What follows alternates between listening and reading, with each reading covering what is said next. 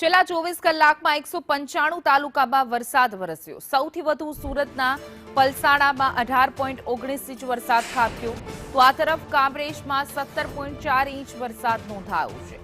નવસારીમાં 15.2 ઇંચ વરસાદ નોંધાયો। સુરત શહેરમાં 14 ઇંચ વરસાદ વરસી ચૂક્યો છે। કપરાડામાં 12 ઇંચ વરસાદ નોંધાયો। જલાલપોરમાં 11 ઇંચ, બારડોલીમાં 9.3 ઇંચ વરસાદ ખાબક્યો। અંબિકામાં 9.2 ઇંચ, તો ડોલવણમાં 8.9 ઇંચ વરસાદ, મહુવામાં 8.8 ઇંચ વરસાદ, ડાંગમાં 8.4 ઇંચ વરસાદ નોંધાયો છે। સુબીરમાં 7.7 ઇંચ, ગણદેવીમાં 7.7 ઇંચ વરસાદ થયો છે। વાલોદમાં 7.4 ઇંચ વરસાદ નોંધાયો, ચીખલીમાં 7.3 ઇંચ વરસાદ નોંધાયો છે, તો વ્યારામાં 6.6 ઇંચ વરસાદ, નાના પોંડામાં 6.3 ઇંચ વરસાદ ખાબક્યો। ઉમરપાડા અને ચોર્યાસીમાં 6.3 ઇંચ વરસાદ નોંધાયો છે।